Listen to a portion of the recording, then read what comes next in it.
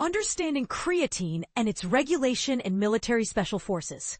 Creatine monohydrate stands as one of the most renowned and thoroughly studied dietary supplements in the world today. It is commonly utilized by athletes and fitness lovers who aim to improve their physical performance and stimulate muscle growth. The supplement's esteemed status derives from years of scientific exploration and tangible outcomes, which is why it has become a vital component of many sports nutrition plans, as well as daily health routines for older adults. I've personally observed mixed outcomes when athletes, often transitioning from high school or college sports programs, incorporate creatine into their regimen during intense training geared towards special operations, such as those organized by the U.S. Naval Academy every semester. However, in military training environments, particularly in demanding courses like Basic Underwater Demolition SEAL Training, BUDS, BUDS, all supplements are strictly prohibited for participants. This restriction primarily stems from a lack of understanding regarding proper dosing and hydration, compounded by instances of misuse during the 1990s and early 2000s. During these rigorous selection programs, I witnessed many special operations recruits, most of whom were collegiate athletes, experience debilitating cramps and gastrointestinal distress. It was my initial encounter with creatine supplementation, and the athlete's performance was far from impressive. Following these observations, the military instituted a ban on all supplements within special ops selection programs. Recently, however, creatine has regained attention due to research-backed evidence illustrating its advantages across various age groups.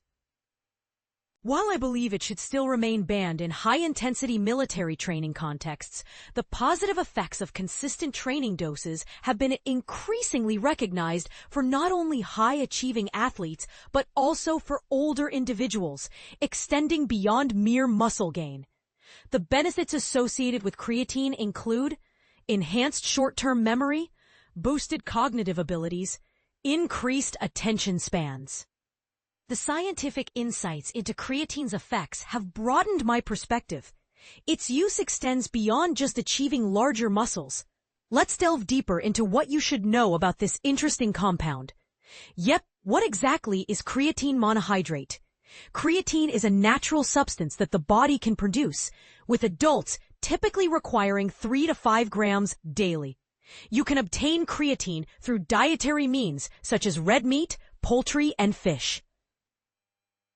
For those who consume meat, enjoying 12 ounces of steak, chicken, or specific fishes can sufficiently raise your daily creatine levels, offering approximately 2 grams, 1.5 grams, and up to 5 grams of creatine, respectively, with herring delivering 5 grams and salmon being comparable in caloric content to steak. That said, cooking meat thoroughly can diminish the creatine content. For vegetarians, while plant-based proteins can allow for some creatine synthesis, about 1 gram per day, supplementation might still be recommended. Consulting with a nutrition specialist or healthcare provider about the appropriate dosage is crucial, especially for those engaged in athletic activities. When considering creatine supplementation, keep several factors in mind: compatibility with your digestive system, determining the right dosage for your needs, ensuring the supplement comes from a safe and reputable manufacturer. Possible side effects. Creatine usage may result in side effects like weight gain, nausea, or diarrhea. And it's important to note that individuals with kidney disease, liver disease, or diabetes should steer clear of it. Severe cramps can also arise, potentially cutting short an athletic training session. Recommended dosage. For most people, a daily intake of 3 to 5 grams of creatine monohydrate is effective. This can be consumed any time of day, with or without food. Athletes focused on power and strength might opt for higher dosages between 10 to 20 grams, which could yield enhanced performance outcomes. Stay hydrated. Maintaining adequate hydration is essential. Aim to drink plenty of water throughout the day to support overall hydration and minimize the risk of cramping or discomfort, depending on your creatine dosage, size, and gender. If you're losing a lot of fluids through sweat, be prepared to drink even more. So, importance of third-party verification for safety. If you decide to use a creatine supplement, choose products from companies that are independently tested for purity by organizations such as the National Sanitation Foundation, NSF, United States Pharmacopeia, USP, or Consumer Lab. Thorne, which is renowned among Olympic athletes for its NSF-certified offerings, is a good choice as well. In fact, it was the first nutritional supplement company to gain endorsement from the U.S. Olympic Committee. But it's essential to select from Thorne's Certified for Sport line, as not all of their products meet this rigorous testing standard. So, research and benefits worth noting. Creatine has long been associated with enhanced muscle growth, strength, and performance across power movements. It can improve the body's ability to engage in high-intensity, short-burst activities, a benefit seen in both trained athletes and casual exercisers. Moreover, there is growing evidence linking creatine supplementation to improved cognitive performance. This includes enhancements in short-term memory and decreased mental fatigue, particularly during situations where mental energy demands are significantly raised, such as stressful contexts, sleep deprivation, or intensive cognitive tasks. This supplement has been particularly useful for the aging population. Recent studies have uncovered potential benefits of creatine on both mental and physical performance following poor sleep. Creatine might help mitigate some adverse effects associated with limited sleep by providing energy availability to the brain and muscles.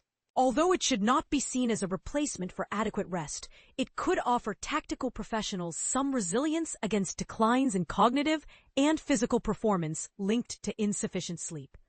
That being said, the efficacy of creatine can vary based on the intensity of training and hydration status before, during, and after workouts. In certain situations, it might even negatively impact performance. While civilians and military personnel can take creatine prior to entering military special ops training, I maintain that it is not advisable. Many supplements can foster psychological and physiological dependencies that could complicate high-demand training scenarios with high attrition rates. Moreover, during active military training programs, where participants engage in prolonged, rigorous physical activity in challenging environments, creatine should be avoided. Want more insights on military life? Whether you're contemplating a military career, seeking fitness tips for basic training, or wanting to keep up with military life and benefits, Military.com is here to assist. Subscribe to Military.com to receive the latest military news, resources, and updates delivered right to your inbox.